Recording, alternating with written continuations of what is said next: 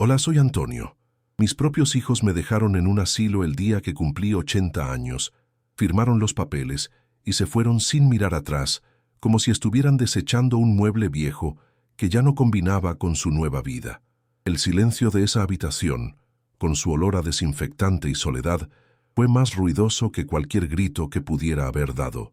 Fue el sonido de una vida entera de sacrificios siendo borrada en un instante, el eco de un amor que yo creía incondicional y que resultó ser una simple transacción. La verdad es que me sentí desnudo, despojado no solo de mi casa, sino de mi dignidad. ¿Alguna vez has sentido que la gente que más amas te ve solo como un estorbo?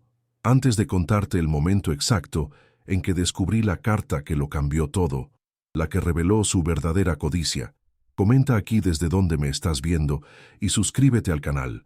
Créeme, no querrás perderte lo que sucede cuando un padre decide que su dignidad vale más que la sangre que comparte con sus hijos. Todo comenzó unos meses después de que mi esposa, Elena, falleciera.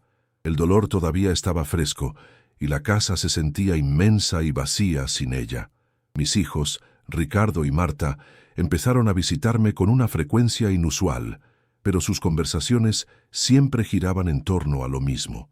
La casa era demasiado grande para mí, los gastos eran muy altos, yo no podía cuidarme solo. Me decían que era por mi bien, que necesitaban que estuviera en un lugar seguro. Me trajeron aquí, a este lugar llamado Dulce Ocaso, con una sonrisa falsa y una promesa vacía. Es solo por un tiempo, papá, hasta que nos organicemos, dijo Marta, sin poder mirarme a los ojos. Vi la prisa en sus gestos, la ansiedad por firmar los documentos y marcharse. En ese momento supe que sus palabras eran una mentira. Estaban ansiosos por deshacerse de mí para poder vender el hogar que construí con sus manos para ellos. Los primeros días fueron una tortura silenciosa. Me asignaron una habitación pequeña, con una ventana que daba a una pared de ladrillos del edificio de al lado.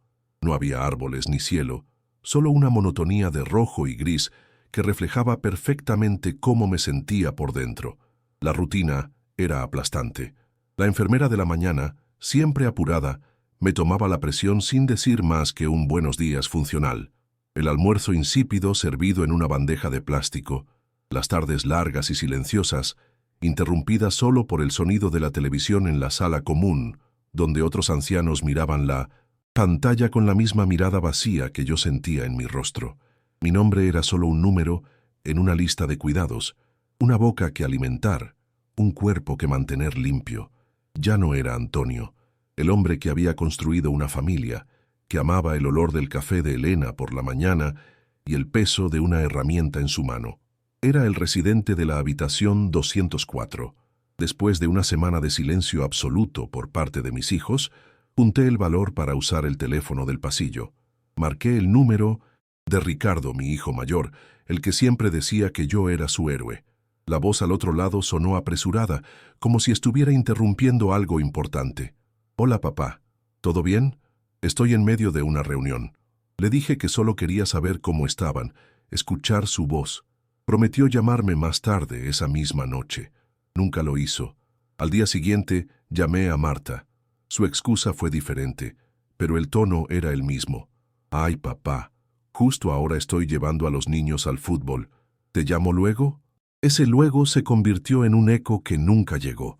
Colgué el teléfono y sentí un frío que no tenía nada que ver con la ventilación del cuarto.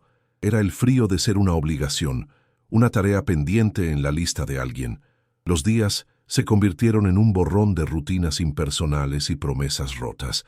Aprendí a no esperar la llamada del domingo, ni la visita prometida para el fin de semana siguiente. Vi en los ojos de los otros residentes la misma historia que la mía, contada con diferentes nombres y rostros. Hombres y mujeres que habían criado hijos, construido hogares, y que ahora pasaban sus días esperando una visita que rara vez llegaba. Hablábamos poco de nuestras familias. Era un dolor compartido que se entendía mejor en el silencio. La esperanza es lo primero que se marchita en un lugar como este. Se transforma en una resignación amarga, en la aceptación de que te has convertido en un recuerdo inconveniente para las personas que un día fueron tu mundo entero. Me sentaba junto a la ventana, mirando esa pared de ladrillos, y me preguntaba en qué momento exacto dejé de ser un padre para convertirme en una carga. Una tarde, mientras intentaba leer un periódico viejo, un recuerdo me golpeó con la fuerza de un puñetazo. Me acordé de cuando construí el columpio de madera en el patio trasero para Marta. Tenía apenas 6 años, y sus ojos brillaban de emoción mientras yo clavaba la última tabla.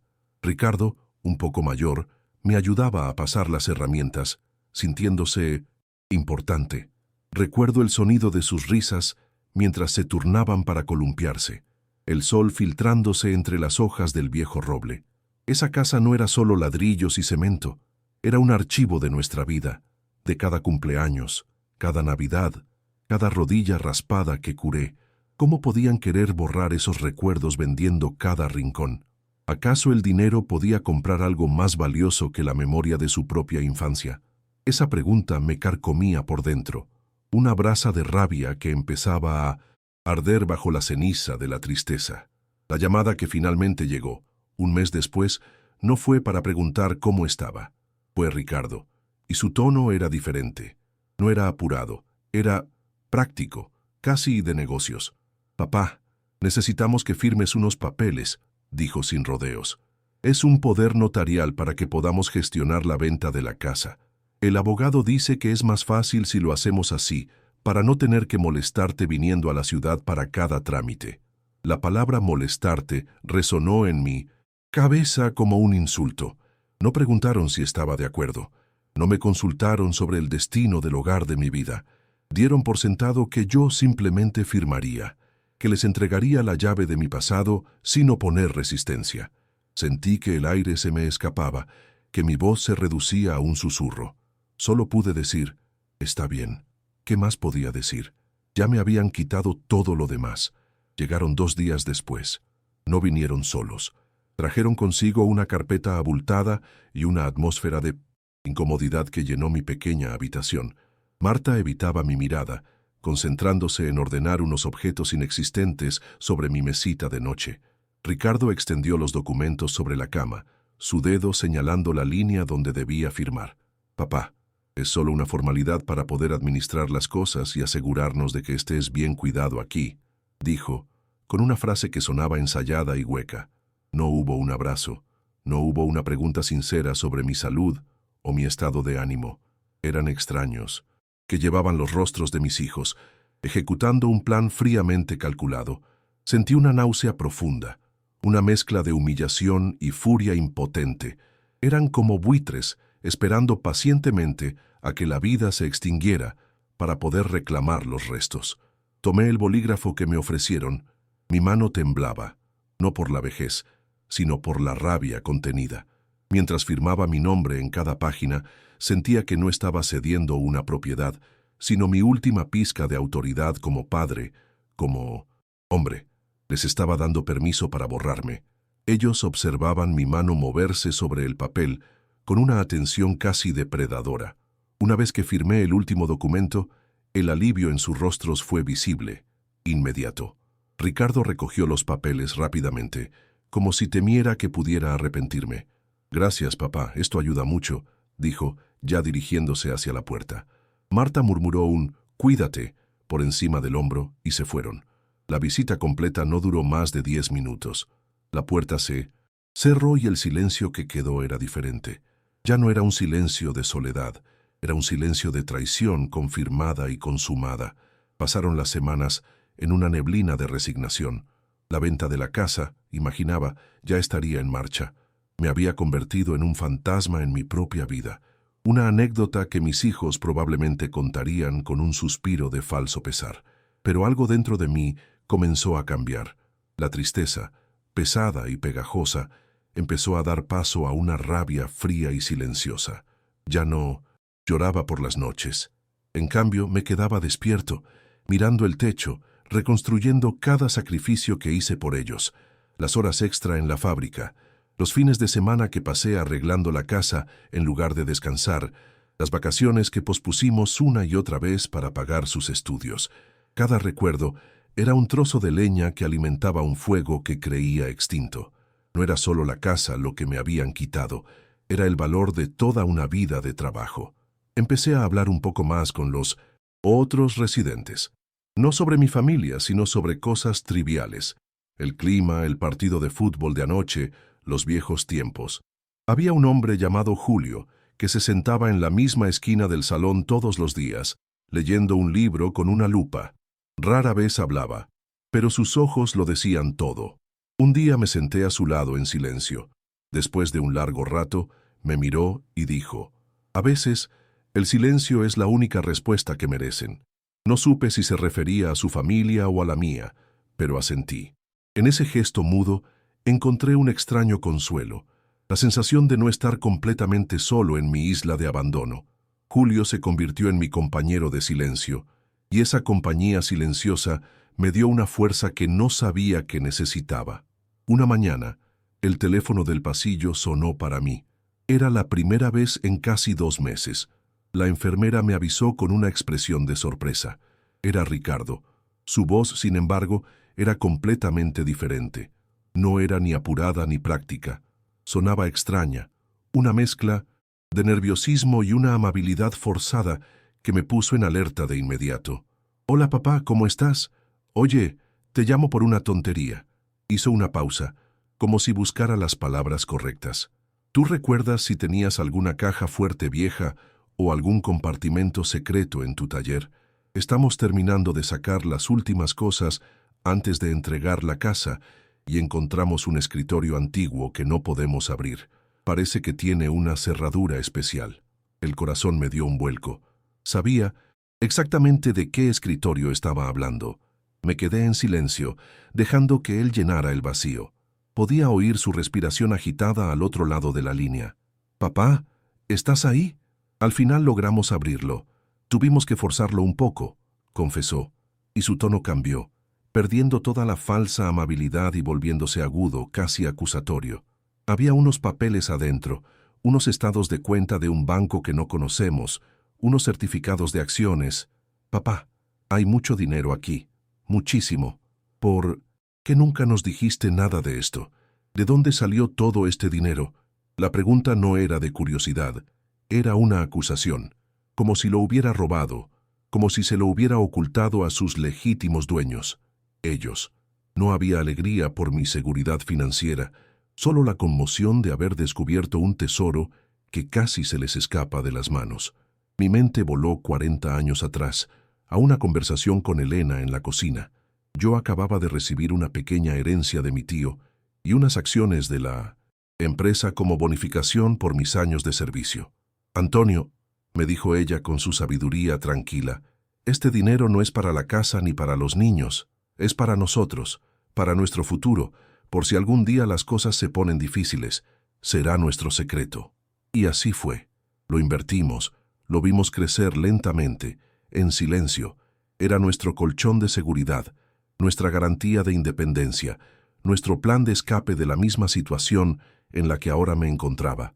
Era la prueba tangible del amor y la previsión de Elena, y mis hijos lo habían profanado con sus manos codiciosas, viéndolo no como el fruto de una vida de esfuerzo, sino como un premio que yo les había negado injustamente. 2 días después, aparecieron en mi habitación. La diferencia con su última visita era abismal. Esta vez, Marta traía una canasta de frutas exóticas y Ricardo un costoso suéter de cachemira. Sus sonrisas eran amplias, pero no llegaban a sus ojos. Marta se puso a arreglar mi almohada, a limpiar una mota de polvo imaginaria de mi mesita de noche. «Papá, hemos estado pensando», comenzó Ricardo, sentándose en el borde de mi cama demasiado cerca. «Este lugar no es para ti, no es digno de ti. Has trabajado toda tu vida, mereces algo mejor». Marta asintió con entusiasmo. «Hay un lugar increíble a las afueras de la ciudad, con jardines, piscina. Podrías tener un apartamento para ti solo». La actuación era tan burda, tan transparente, que me provocó una arcada. No me veían a mí, veían signos de dólar flotando sobre mi cabeza. Finalmente, Ricardo sacó el tema principal, con la sutileza de un martillo. «Papá, con este nuevo patrimonio, las cosas cambian. Necesitamos gestionarlo adecuadamente, invertirlo sabiamente para que te dure, y bueno, para el futuro de la familia, dijo enfatizando la última palabra. Hemos hablado con un asesor financiero. Él sugiere crear un fideicomiso familiar. Nosotros lo administraríamos por ti, para que no tengas que preocuparte por nada. Solo necesitaríamos que firmes unos documentos para darnos acceso y poder mover los fondos. Ahí estaba, la humillación definitiva. No solo querían mi dinero, querían el control total. Querían despojarme de mi último vestigio de autonomía, la independencia que Elena y yo habíamos construido en secreto precisamente para protegernos de ellos. Me miraban expectantes, con la codicia brillando en sus ojos, y yo, por primera vez, los miré de vuelta, y dejé que el silencio se extendiera. Mi silencio se alargó denso y pesado, llenando cada rincón de la pequeña habitación. Los observé a Ricardo y a Marta, y por primera vez en mucho tiempo no vi a los niños que crié, sino a dos extraños con una avidez que les deformaba el rostro. Sus sonrisas forzadas se desvanecieron, reemplazadas por una impaciencia apenas contenida. Fue Ricardo quien rompió el hechizo, su voz perdiendo el tono meloso. «¿Y bien, papá? Es una buena idea, ¿no crees?» No respondí directamente. En cambio, miré mis manos, las mismas que los habían levantado cuando se caían, y dije con una calma que no sentía: «Es mucho en lo que pensar. Necesito tiempo». La mandíbula de Ricardo se tensó visiblemente, y Marta comenzó a golpear nerviosamente el suelo con el pie. Les había quitado el control, aunque fuera por un instante, y no les gustó en absoluto. El poder de un simple no era algo que había olvidado. Ellos no estaban dispuestos a aceptar una demora. Marta se arrodilló a mi lado, poniendo su mano sobre la mía. Un gesto que debería haber sido reconfortante, pero que se sintió frío como el hielo. «Papá, no hay nada que pensar. Lo hacemos por ti, para que puedas descansar, para que no te preocupes por los números y los bancos. ¿No confías en nosotros?» La pregunta era una trampa, una daga emocional diseñada para hacerme sentir culpable. Ricardo intervino con un tono más duro. «Papá, seamos prácticos. Eres un hombre de 80 años en un asilo. No estás en condiciones de manejar una fortuna así. Podrían estafarte. Nosotros somos tu familia, tu única protección». Cada palabra era un insulto disfrazado de preocupación. Me estaban llamando viejo, incompetente e indefenso. Y lo peor era que, hasta ese momento, yo mismo había empezado a creérmelo. Pero su insistencia desesperada encendió una pequeña llama de desafío en mi interior. Esa noche, el sueño me fue esquivo. La habitación parecía más pequeña que nunca, las paredes se cerraban sobre mí. En la oscuridad, la imagen de Elena vino a mi mente con una claridad abrumadora. La recordé una noche sentados en el porche, después de que yo hubiera recibido una oferta para vender mi pequeño taller. Yo estaba tentado. El dinero era bueno, pero Elena me tomó la mano y dijo: «Antonio, el dinero fácil a veces cuesta muy caro. Nunca vendas tu independencia. Nunca dejes que nadie, ni siquiera por amor, te quite el derecho a tomar tus propias decisiones. Tu respeto por ti mismo es lo único que nadie puede quitarte si tú no se lo entregas». Sus palabras resonaron en el silencio de la habitación como un juramento. Entregarles el control de ese dinero no sería solo un acto financiero, sería traicionar la promesa que le había hecho a Elena y a mí mismo. Sería la rendición final. Al día siguiente, me sentí diferente. La tristeza había sido reemplazada por una determinación fría. Sabía que no podía enfrentarlo solo, atrapado entre estas cuatro paredes. Necesitaba ayuda externa, alguien que estuviera de mi lado sin condiciones. Mis pensamientos se dirigieron a Ernesto, mi compadre, el padrino de Ricardo. Habíamos sido amigos desde la juventud, pero la vida y la distancia nos habían separado en los últimos años. Ernesto era abogado, ya retirado, pero su mente siempre había sido aguda como una navaja y su sentido de la justicia inquebrantable. Él era mi única esperanza. El desafío era contactarlo sin que mis hijos se enteraran. Cada movimiento que hacía en este lugar era observado. Cada llamada podía ser monitoreada. Por primera vez, en 1900 meses, sentí la adrenalina de tener un plan secreto, un propósito que iba más allá de simplemente sobrevivir al día a día. Esperé hasta la media tarde, cuando la mayoría de los residentes dormían la siesta y la enfermera del turno estaba ocupada con la medicación en el otro extremo del pasillo. Con el corazón latiéndome en los oídos, caminé lentamente hacia el teléfono público. Mis dedos, torpes por la falta de uso y los nervios, marcaron el número que no había olvidado. Sonó 3 veces antes de que la voz grave y familiar de Ernesto respondiera. «Diga». Mi propia voz salió como un susurro ronco. «Ernesto, soy yo, Antonio». Hubo un segundo de silencio, luego una explosión de sorpresa y alegría.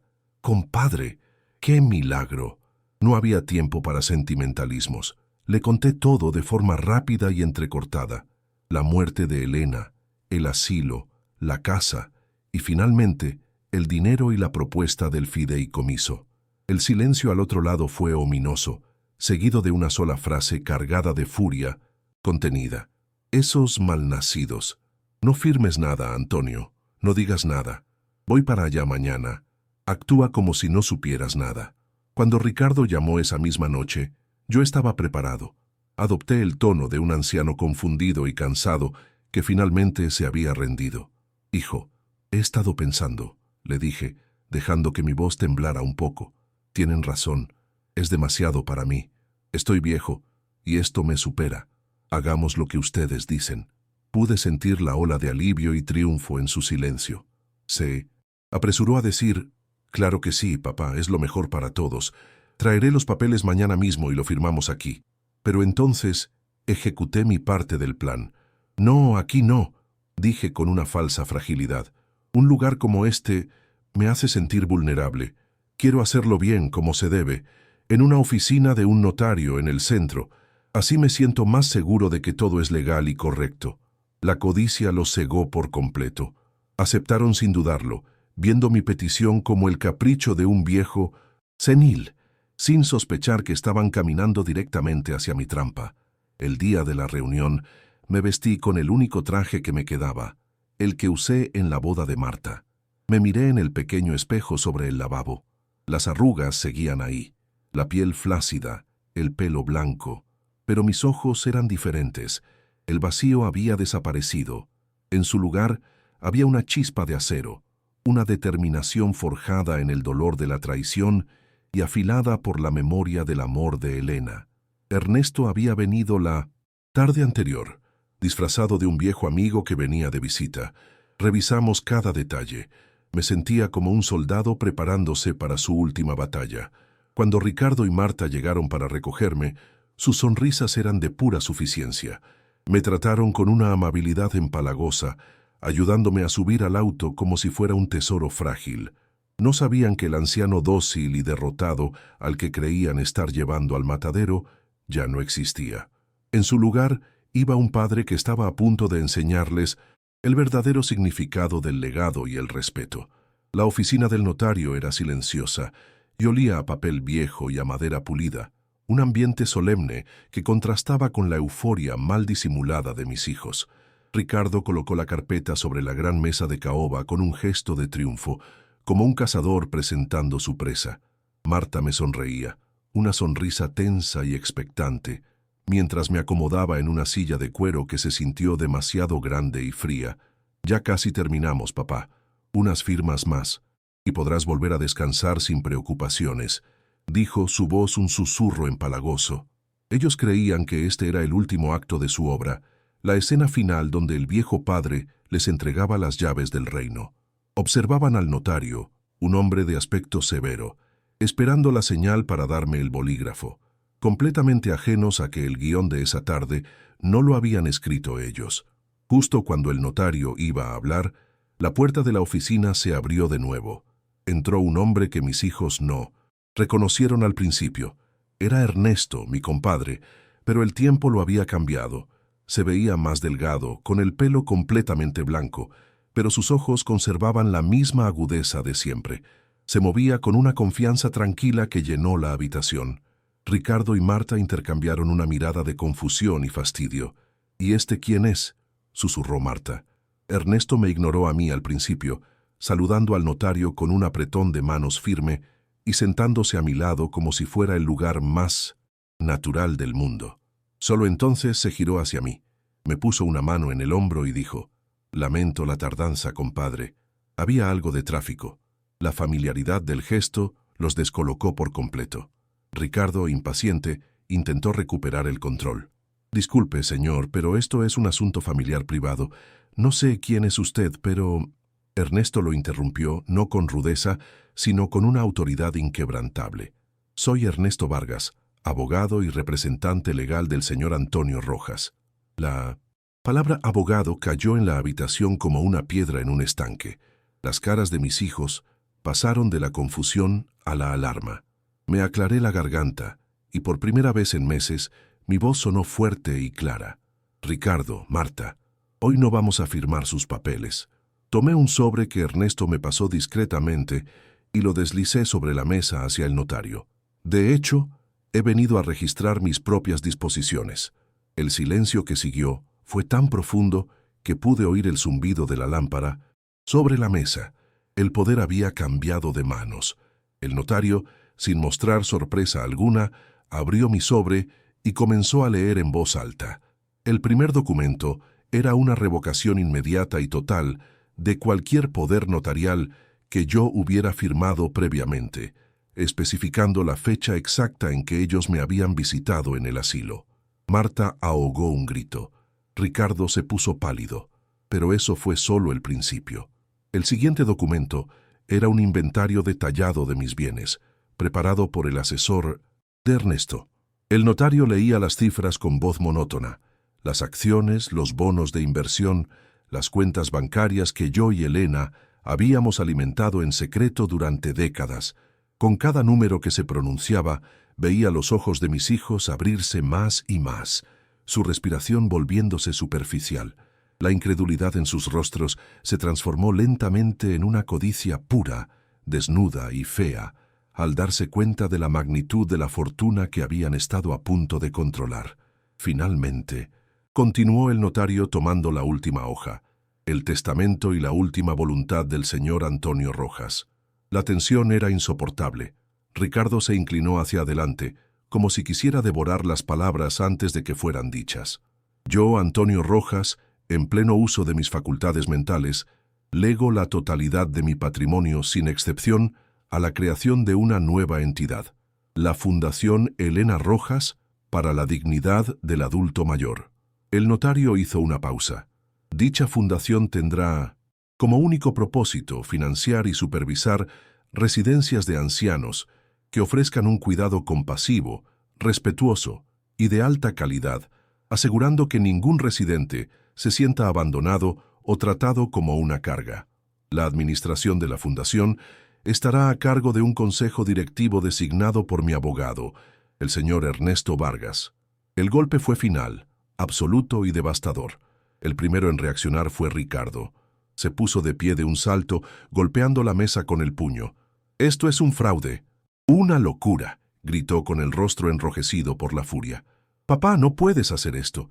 Es nuestro dinero, nuestra herencia». Se volvió hacia Ernesto. Usted lo ha manipulado. Es un viejo senil, no sabe lo que hace». Marta rompió a llorar, pero no eran lágrimas de tristeza, sino de rabia impotente. «Después de todo lo que hemos hecho por ti», sollozó, una frase tan absurda que casi me hizo reír. Intentaron apelar al notario, quien los miraba con una expresión impasible, y luego a mí, sus voces alternando entre súplicas desesperadas y acusaciones venenosas. En ese momento, en esa oficina, vi la verdadera naturaleza de su amor y su preocupación. Era un espectáculo grotesco, la revelación final de su vacío interior. Me levanté lentamente, apoyándome en el brazo de Ernesto. El traje me pesaba, pero me sentía más ligero que nunca. Los miré a los dos, a las ruinas de las personas que habían sido mis hijos, y por primera vez no sentí dolor ni rabia, solo una lástima inmensa y distante. «Se equivocan», dije, mi voz tranquila pero cortante como un cristal. «Nunca fue su dinero. Fue el fruto del trabajo y el amor de su madre y mío. Un amor que ustedes nunca entendieron». Hice una pausa, dejándolos absorber el golpe. Ustedes me enseñaron una lección muy valiosa sobre el dinero.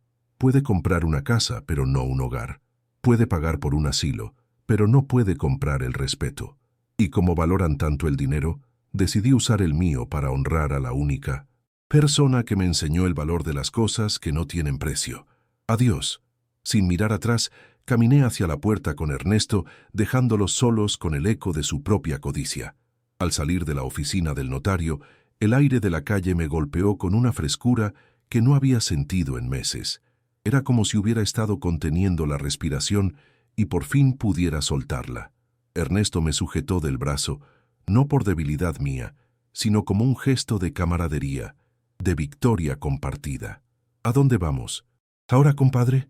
Me preguntó con una sonrisa que le iluminaba el rostro.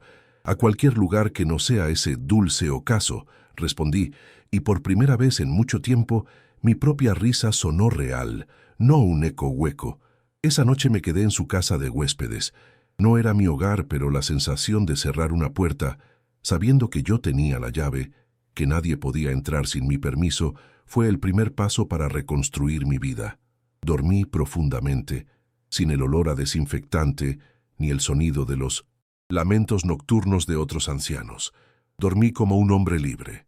Los meses siguientes fueron un torbellino de actividad que me devolvió el propósito. Crear la Fundación Elena Rojas no fue solo firmar un papel, fue un trabajo de tiempo completo. Me reunía con arquitectos para diseñar el primer centro, un lugar con ventanales enormes, jardines terapéuticos y espacios comunes que invitaran a la conversación, no al silencio resignado. Hablaba con trabajadores sociales y médicos para establecer protocolos de cuidado que priorizaran la dignidad y la autonomía de los residentes. Cada decisión, cada plano revisado, cada conversación, era un ladrillo más en el verdadero legado que quería dejar.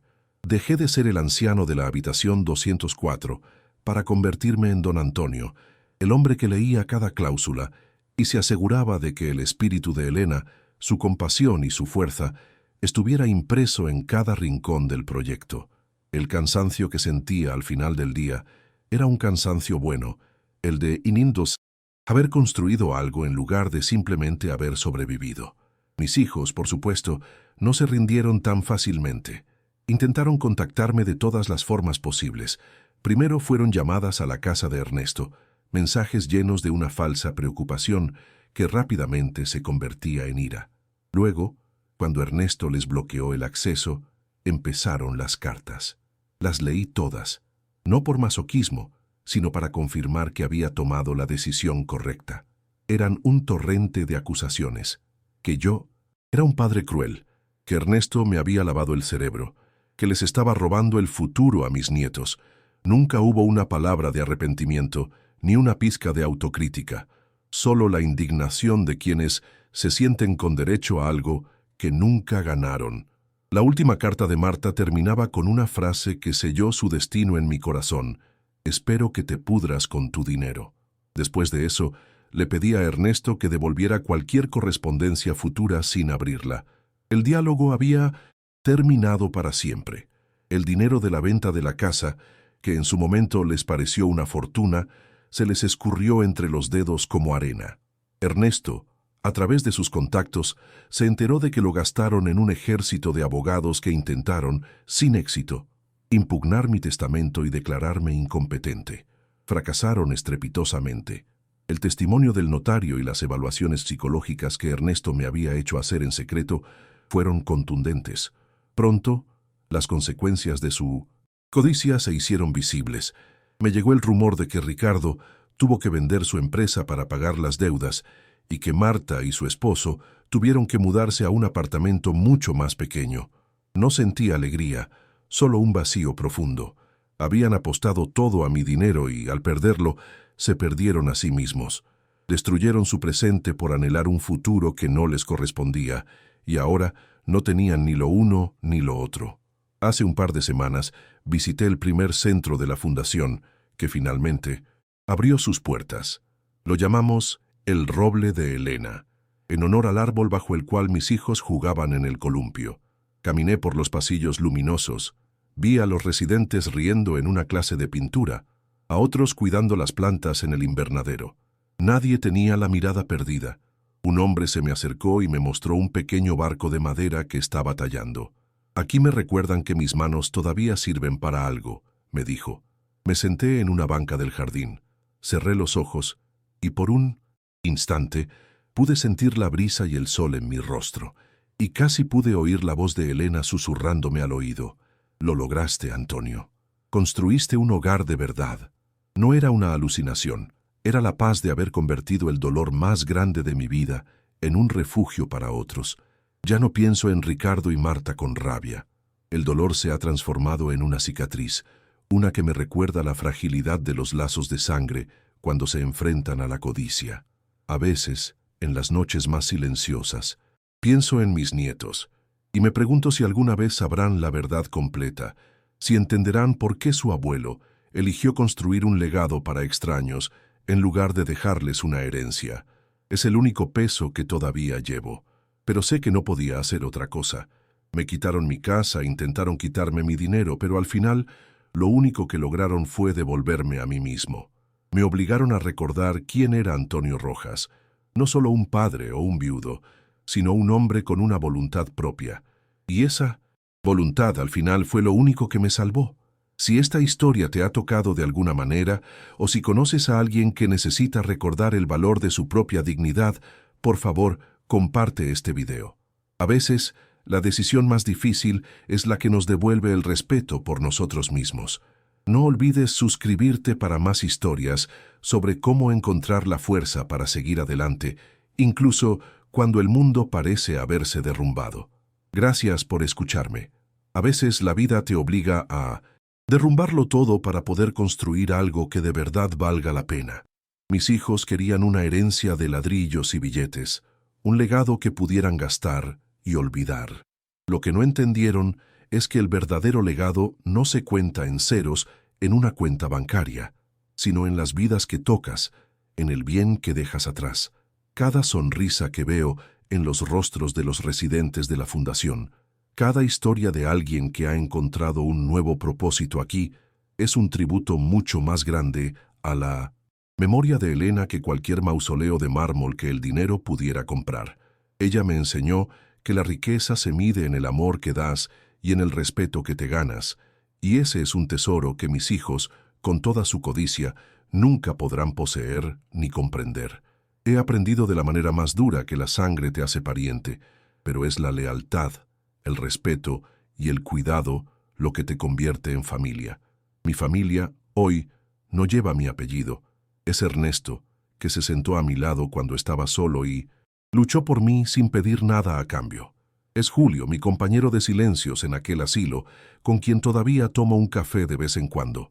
Es la señora Carmen, en la fundación, que me enseña a cuidar las orquídeas con una paciencia infinita. Son estas personas, estos extraños que la vida puso en mi camino, quienes me mostraron el verdadero significado de la conexión humana.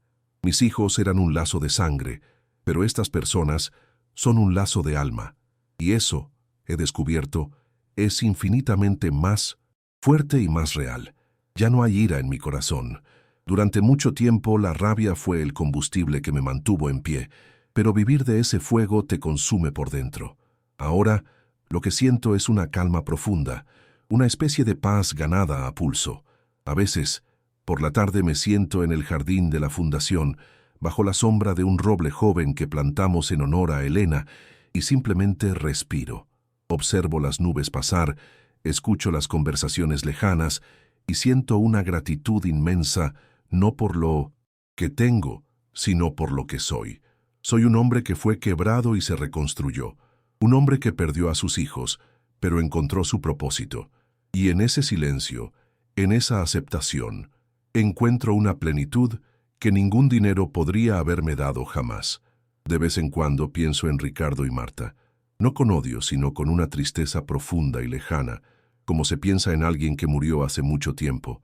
Me pregunto si alguna noche, en la soledad de sus vidas reducidas, se dan cuenta de lo que realmente perdieron. No perdieron una fortuna, perdieron a su padre, perdieron sus recuerdos, perdieron la brújula moral que su madre intentó darles. Canjearon una vida de amor familiar por un espejismo de riqueza, y ahora no tienen ni lo uno ni lo otro. No les deseo el mal. Solo espero que algún día encuentren algo, cualquier cosa, que llene el inmenso vacío que su propia codicia cavó dentro de ellos. Es una carga que ellos solos tendrán que llevar por el resto de sus días. Mi historia es la prueba de que nunca es demasiado tarde para reclamar tu propia vida. Te pueden quitar tu casa, tu dinero, incluso pueden intentar quitarte tu nombre, pero hay una cosa que nadie puede arrebatarte a menos que tú se la entregues: tu dignidad. El respeto por uno mismo es la última fortaleza que tenemos, el único hogar verdadero que nadie puede vender o embargar. Si estás en una situación donde te sientes invisible, donde la gente que amas te trata como un obstáculo, recuerda esto: tu valor no lo definen ellos, tu valor lo defines tú, con cada decisión que tomas para honrarte, para respetarte y para elegirte a ti mismo, por encima de todo. No dejes que nadie te ponga un precio, porque tu espíritu es invaluable. Si conoces a alguien que necesita escuchar este mensaje de autoconfianza, por favor, comparte este video con esa persona. A veces, una historia puede ser el empujón que necesitamos para tomar la decisión más importante de nuestras vidas. No te olvides de suscribirte para más historias sobre encontrar tu propio camino, incluso cuando no es el que los demás esperan. Gracias por escucharme.